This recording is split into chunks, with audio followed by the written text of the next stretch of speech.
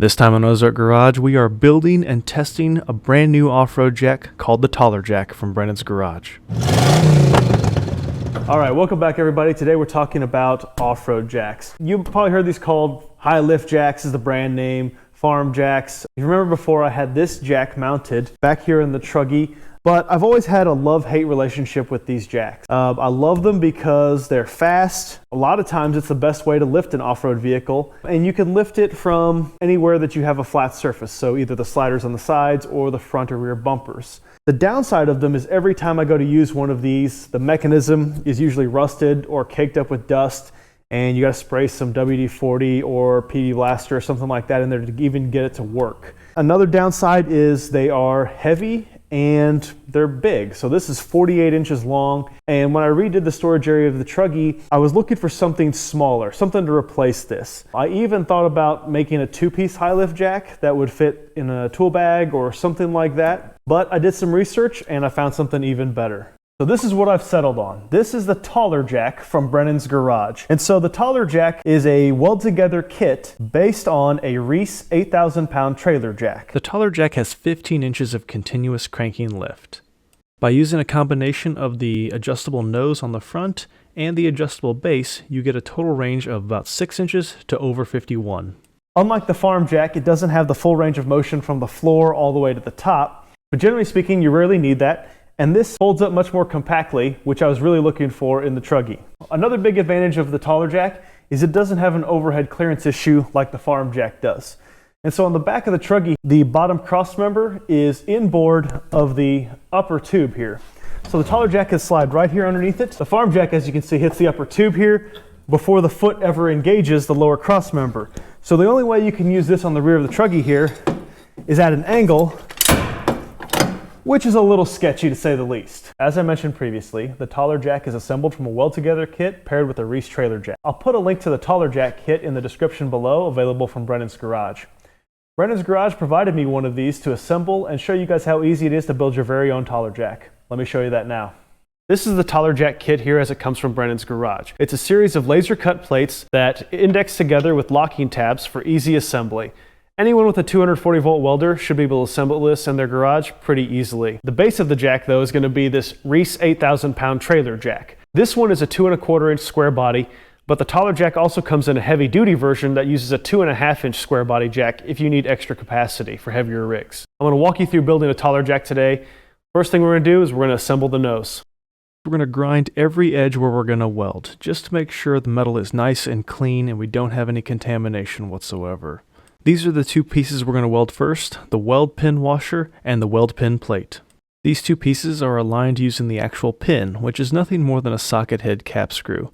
Here I've assembled it temporarily using an old lug nut. I didn't want to use the final assembly nut because it was a nylon lock nut and I didn't want to melt it. Here you can see how the pin is used to align both pieces we're going to weld together. We're going to clamp this up tightly in the vise, make sure we get a good solid weld all the way around the weld washer.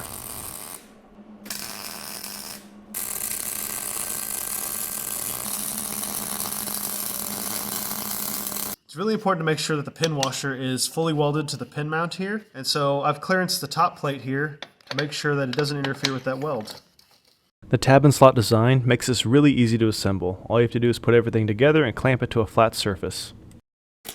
All of the tabs get welded into their slots, and then all of the inside joints will also get welded except for the ears that clamp around the body of the jack itself.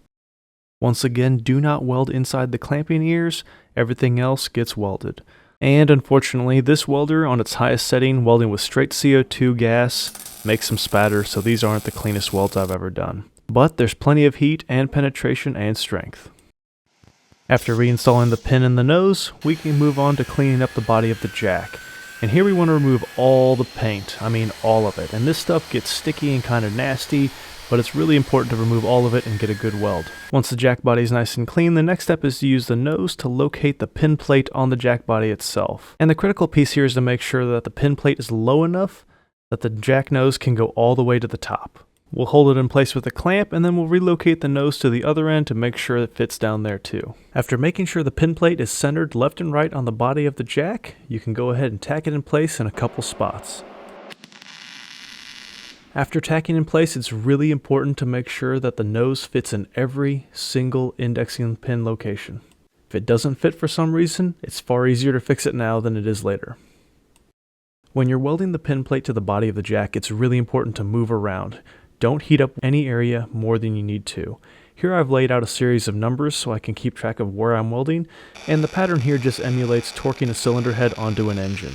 What you're trying to avoid here is warping the jack body and the pin plate itself. So weld a couple spots in opposite ends, let it cool completely, come back, weld a couple more, let it cool, come back, weld a couple more, let it cool. Pretty soon you'll be done. Each and every flat next to every pinhole needs to be welded to the jack body. After quickly sandblasting the nose and shooting with some painting the jack body, it's time to reassemble.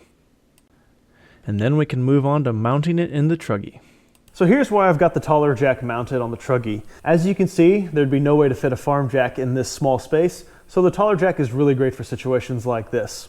The mounts are quick fist go-between mounts. I'll put a link to those in the description below also. I had to modify this one with the portaband to go around the main body, but the other one is stock. So here's another great example of where the Tauler Jack really shines over a farm jack. This is a CJ7 with a 38-inch spare mounted on the rear. Rear-mounted spares like this are really common on Jeeps and other rigs. Because of the spare tire mounted up here, you don't have much overhead clearance. The Tauler Jack doesn't need much. All you have to do is be able to clear the handle like you can see here, and I'll admit this handle barely clears the tire, but still, you can jack this vehicle up in a way that you could never do with the high lift jack. Another common situation for off-road jacks is off camber. Admittedly, we're filming on a flat surface here, but I've set this up to demonstrate jacking on an incline or an off camber situation. This is only a 48-inch jack, but if it was a 60-inch jack, you could see at even this slight angle, this would already be into the body. And the handle can easily come up and hit doors, windows. The Tauler Jack, once again, because it has very little overhead clearance required, it's nowhere near the body, unlike the farm jack. So the Tauler Jack only has two real faults, and they're both pretty minor in my opinion. First of all, it's only got 15 inches of travel. So once you set it in the pin locations and you crank, you've only got 15 inches of vertical. So if you want to get a tire off the ground to change it, you're gonna have to use a ratchet strap around the axle to the frame. I did this anyway, even with a high lift jack, just because it reduces the amount of lift you have to do on the vehicle. But you can see here we've used probably 9 inches of the 15 inches of travel to get this off the ground. The only other minor downside of the Tauler Jack is there's no mechanism for it to be used as a winch or for pulling of any kind. The classic farm jack, because it's got this long frame and you can attach a shackle or chain with a device like this, and then another shackle or chain or strap on the foot, you can pull these two together and you can use it kind of like a winch. For me, that's a non-issue. I've had this set up for 20 years and I've never used it to pull a vehicle or winch a vehicle. That said, the nose on the Tauler Jack is designed with this rod, and it's designed so you can put either a soft shackle or a 5/8 shackle or a strap in here for lifting on a tire or something of that nature. But once again, that's just for lifting. You can't do any kind of pulling with this setup. All right, let's take a quick run through the pros and cons of each jack. And so here we're going to compare the Tauler Jack from Brennan's garage to standard farm jack, and in this case we're going to look at the specs of the 48-inch model from Harbor Freight. So storage size, Tauler Jack here is about half the size of the farm jack, so it's a clear winner. Weight, once again, Tauler Jack is smaller. Speed, here I gotta hand it to the farm jack. Farm jack definitely lifts a vehicle much faster simply because of how its ratcheting mechanism works. Cost, all right, so the Harbor Freight farm jack can be had for about $100 plus shipping.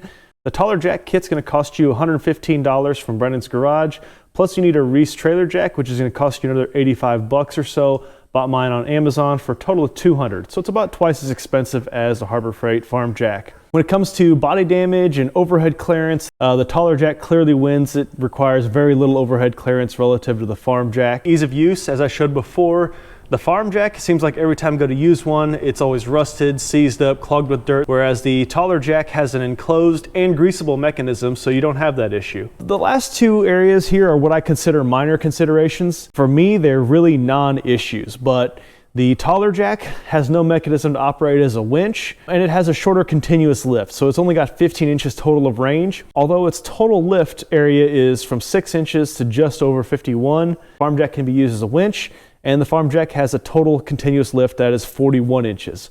Once again, like I said, these are not issues for me. Overall, I'm really happy with the Tauler Jack, and its minor trade-offs are well worth it in my opinion. Thanks again for watching, and a big thanks to Brennan's Garage for providing the Tauler Jack kit for me to review. If you have any questions about the Tauler Jack, post in the comments below. Be sure to like and subscribe. We'll see you next time.